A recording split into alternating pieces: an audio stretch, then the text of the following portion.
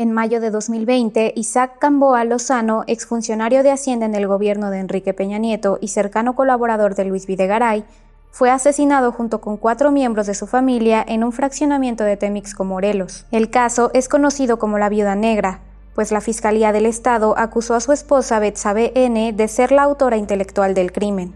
Según las pesquisas, ella y quien fuera el escolta de Gamboa Lozano, con quien supuestamente mantenía una relación amorosa, habrían planeado el multihomicidio. Pero lo que empezó como una investigación por crimen pasional, pronto destapó la existencia de una gigantesca red de lavado a escala internacional. Así lo reveló un reportaje del medio digital Animal Político, que a través de portales de transparencia y acceso a la información, siguió las pistas de esta historia. De que no era, digamos, un personaje cualquiera, Isaac Gamboa. Isaac Gamboa, recordemos que fue el titular de la Unidad de Política y Control de la Secretaría de Hacienda, con el secretario Luis Videgaray, luego también estuvo con José Antonio Mir y también finalmente estuvo con José Antonio González Anaya, pero fue un personaje clave en la Secretaría de Hacienda porque su sola firma tenía el poder de abrir los chorros, el chorro de recursos públicos, ¿no?, hacia los estados.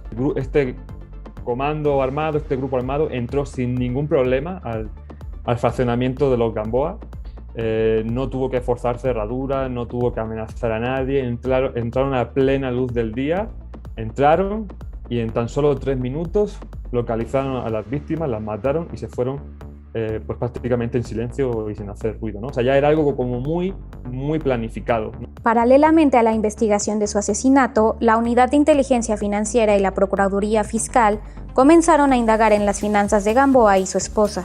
Hallaron que la pareja utilizó 3 empresas fantasma con las que habrían lavado 64 millones de pesos durante el tiempo en que Gamboa era funcionario de Hacienda e incluso después de su retiro en 2019. A través de prestanombres ocultaron su fortuna, bienes y propiedades como una mansión en Jardines del Pedregal en la Ciudad de México. Más tarde se sabría que estas 3 compañías formaban parte de un entramado mucho más grande, una red de 29 empresas fantasma empleada para evadir impuestos y que lavó alrededor de 5.800 millones de pesos. Lo hicieron a partir de transferencias a cuentas bancarias ubicadas en Estados Unidos, China, España, Hong Kong y Corea del Sur. Un fraude cometido en el sexenio pasado, pero que continuó funcionando durante el actual gobierno de Andrés Manuel López Obrador. Las autoridades fiscales y las autoridades hacendarias detectaron que hicieron depósitos millonarios a la esposa de Gamboa, que las autoridades presumen que la esposa fungía como una especie de prestanombres, ¿no? Porque la esposa en el papel, en sus declaraciones a Hacienda y al SAT, ella declaraba que no trabajaba, que no tenía ingresos. Sin embargo, a la par, lo que se detectó es que estas 3 empresas, le hacían a ella depósitos millonarios y además a través de esas empresas compraban propiedades que no declaraban ante la función pública, evidentemente. Ante la función pública solamente declararon un departamento que sí, digamos, cuadraba con los ingresos que Isaac Gamboa obtenía por su trabajo como funcionario, pero a través de estas empresas lo que hacían era ocultar muchas propiedades que no cuadrarían con el nivel de ingresos, por muy altos que fueran, del propio Gamboa y mucho menos de su esposa. Y las propias autoridades de investigación de la Secretaría de Hacienda Federal actual corroboran esa red de empresas. Ellos también hacen sus investigaciones, llegan a la misma red de empresas, digamos, de manera paralela. Y lo que vemos que, bueno, son empresas pues, que fuimos a verlas y que no existen, o son empresas que son una casa que está abandonada, o son un lugar que está completamente vacío.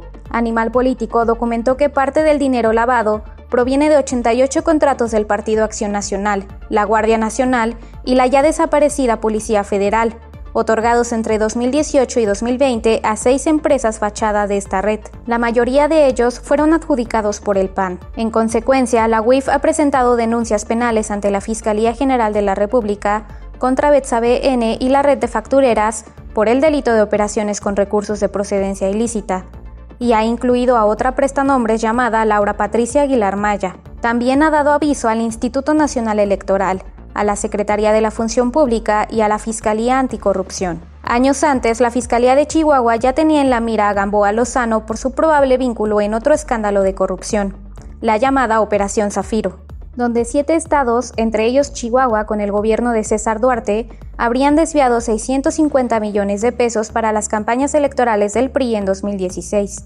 a través del Convenio para el Fortalecimiento Financiero Fortafin, que fue autorizado por el propio Isaac Gamboa. De acuerdo con el gobernador Javier Corral, Gamboa Lozano era una persona que tenía mucha información y conocimiento de quienes habrían actuado en la Operación Zafiro. La Fiscalía fue la que levantó, digamos, el dedo señalando a Isaac Gamboa como el presunto operador en la Secretaría de Hacienda del Gobierno Federal de Peña Nieto para orquestar este desvío de al menos 250 millones de pesos al PRI en Chihuahua.